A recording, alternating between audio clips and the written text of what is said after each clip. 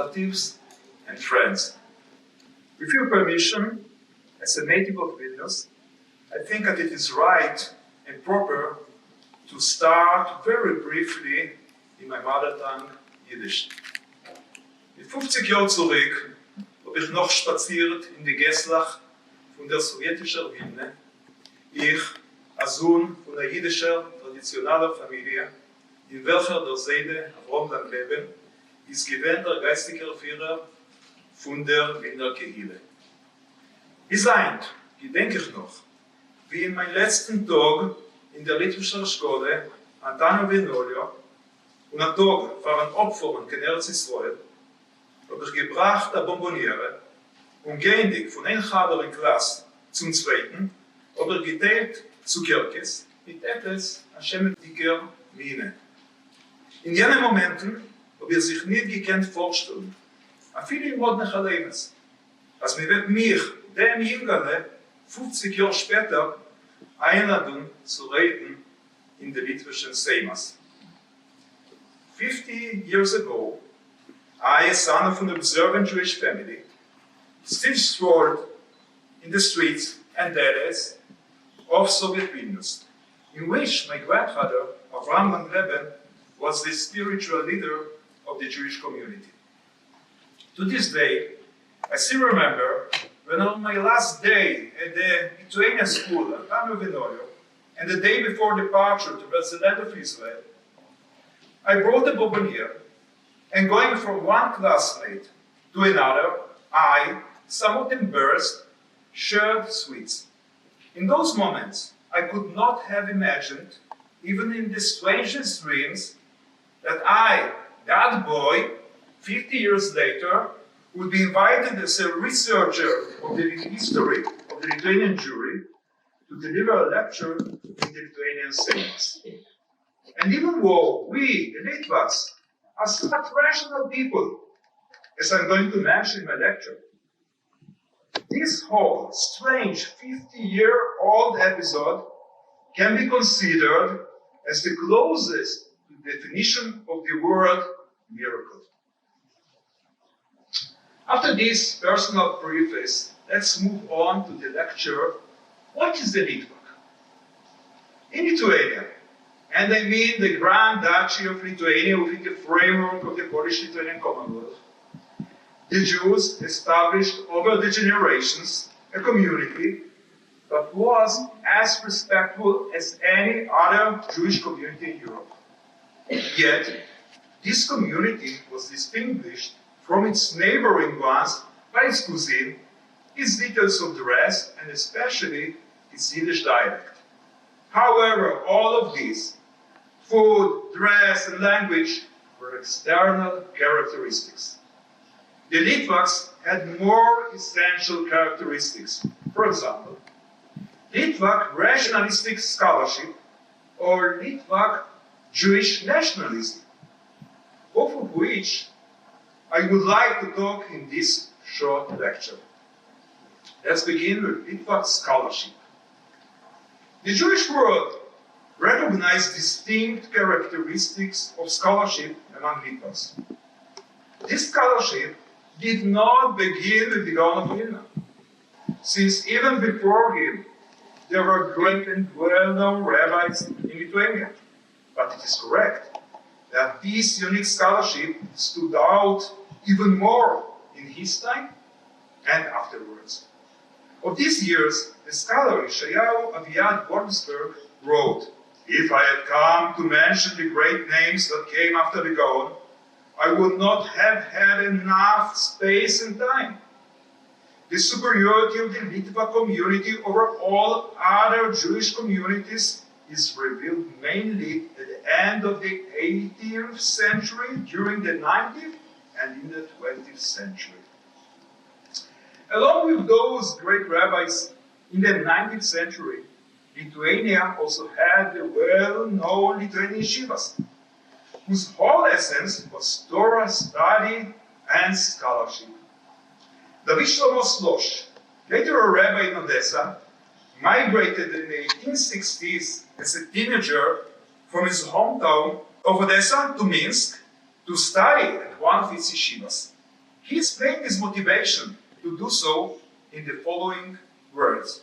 Since I began to sit at the feet of the Torah scholars, I have become accustomed hearing in my hometown but from the 10 measures of Torah that had descended to the world, 9 measures and 99% of the 10th were taken by Lithuania. However, the scholarly image of the Litvak did not stem only from the personalities of the rabbis of the Lithuanian towns, and not even from the prestige of the Lithuanian yeshivas. It was cast from the value of Torah study, which was a built-in cultural element of the life of the Jews of Lithuania.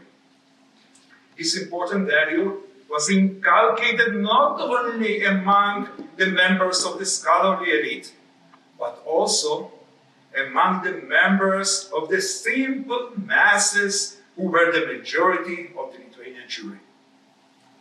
These Jews belonged to societies, from the Talmud society of learned householders to the society of psalms reciters of hard-working people. Before the morning prayer and between the evening services, everyone used to join together and study in their society, Talmud or Mishnah, or at least recite psalms together. The scholarly image of the Litvak was very common in literature and the press in the 19th and 20th centuries. Perhaps the most beautiful example can be found in a small Yiddish book written by the Jewish writer from Poland, Yechiel Yeshayahu Trunk, named Simcha Plachte von Narkeve oder der Jiddischer Don Quixote. That means Simcha Plachte from Narkova or the Jewish Don Quixote. In his book, he told, among other things, a story that highlights the scholarly image of the Litvak in its full uniqueness. In his comic story, he wrote about a Jew from Poland who migrated to the Lithuanian areas and arrived at a roadside inn. He knew that Lithuanian inns were mostly owned by local Jews and went inside in order to pray and eat. To his surprise, a non-Jewish woman greeted him.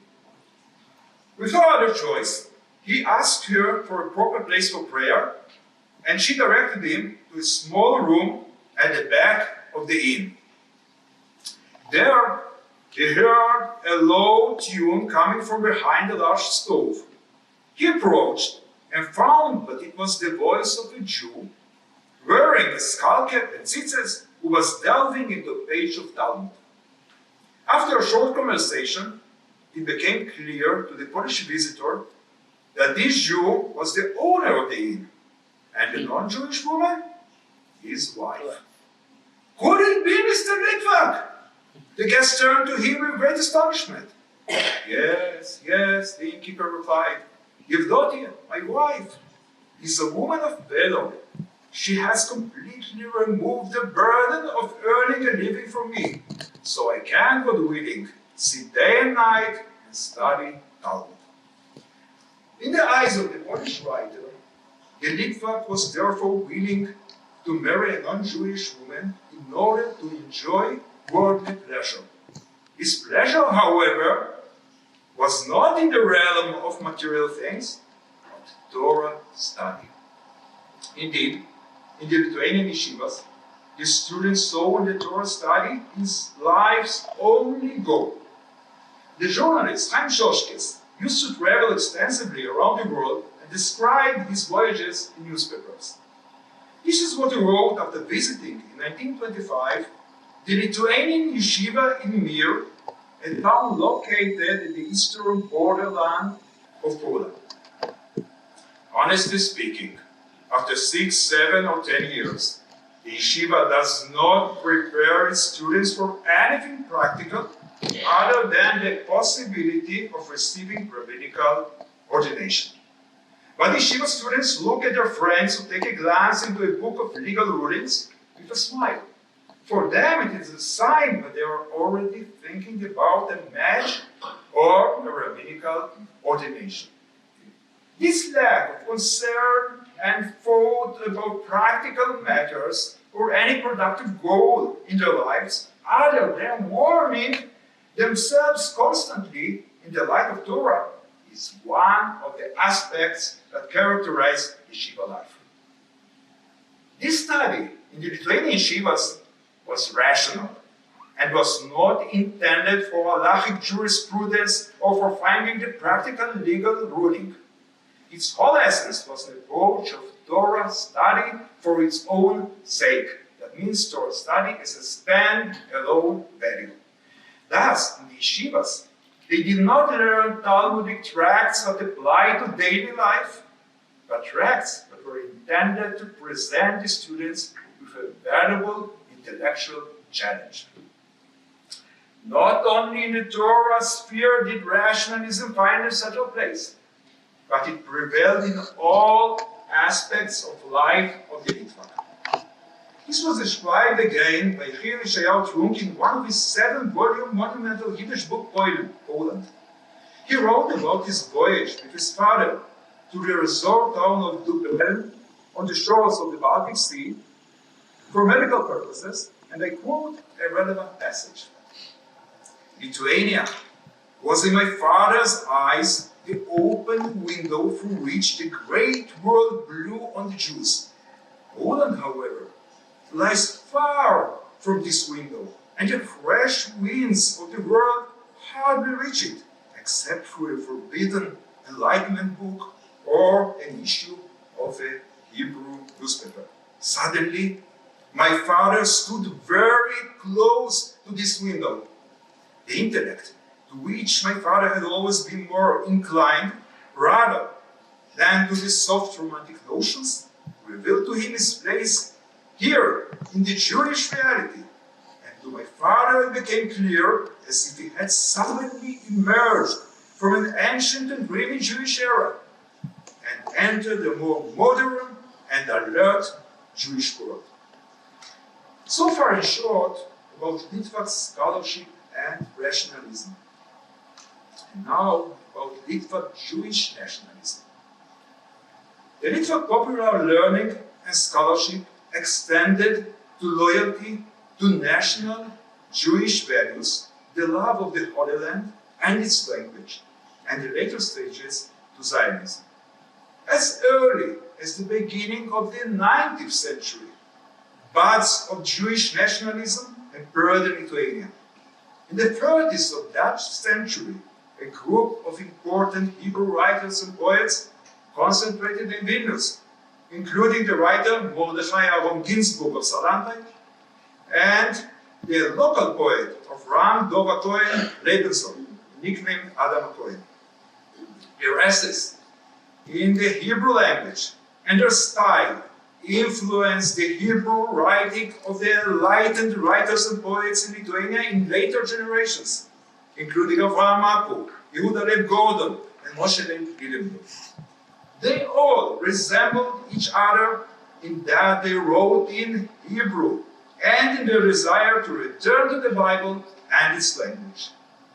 Indeed, it can be stated that Hebrew was the cultural language of the Litvaks in the 19th century in all their strata, as evidenced by the words of Joseph Klauser.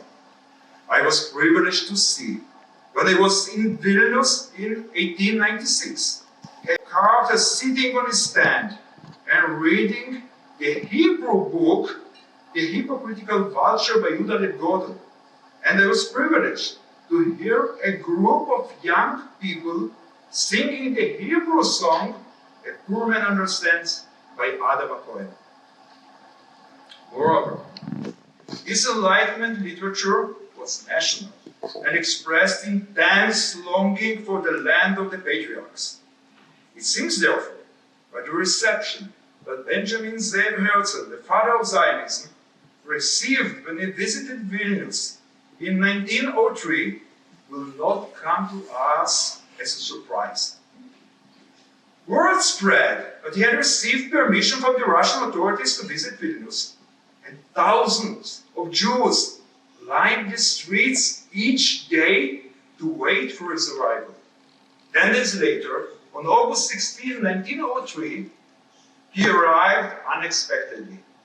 The reception was described by the young eyewitness Aaron Virchow.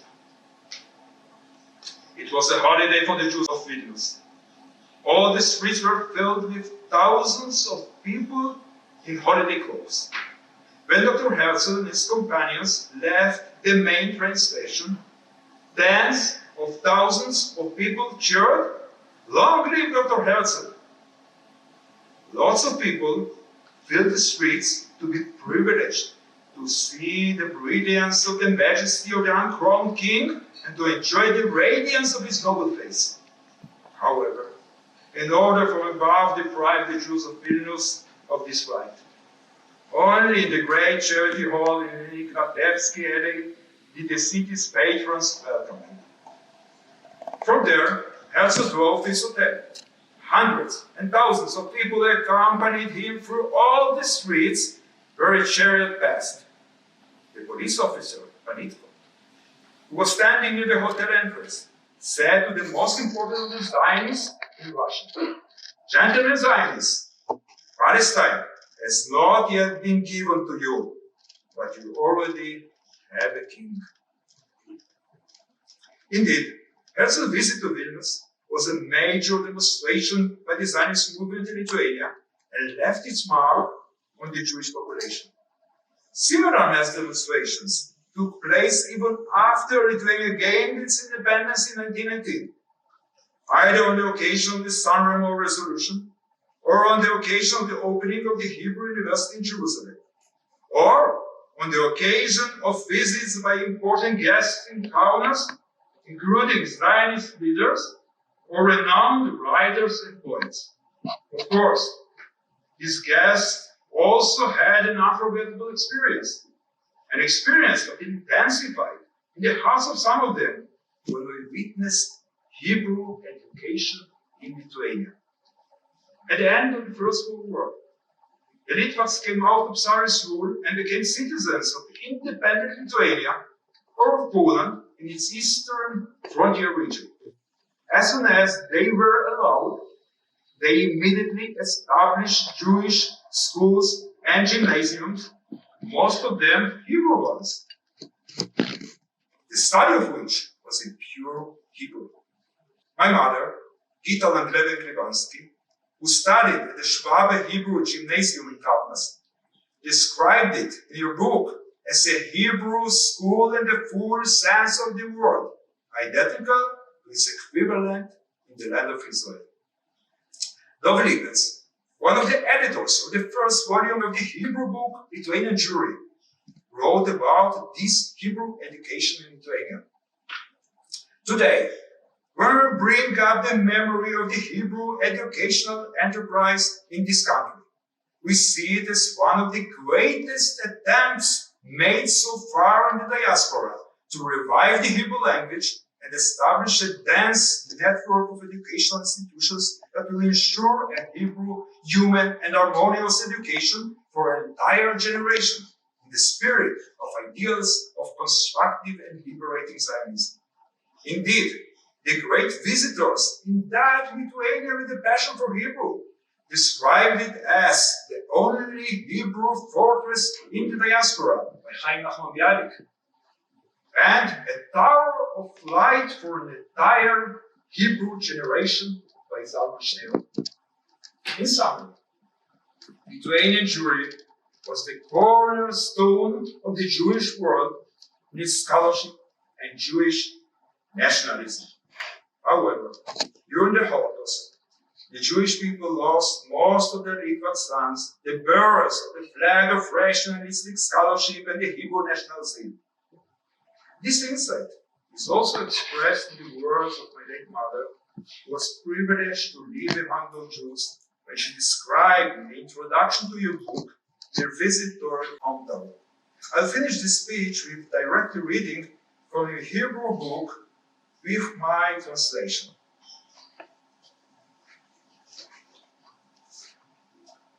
Little by little, my memory is awakened, and many years return to me, the days when I would walk the streets daily. 60 years have passed since then. The changes, allegedly, are not that great. I'm able to recognize places as though I had seen them yesterday. The city infuses me with feelings of home and familiarity. Suddenly, my consciousness is burst with a harsh reality. Alas, the heart is missing. The fragrance of Jewish Kaunas that I knew in my youth. The tumult from the study halls. The sounds of Yiddish and Hebrew in every nook and cranny. The clamor of idealistic Zionist youth. This is the Kaunas that is no more. Evil hands destroyed her completely. Thank you.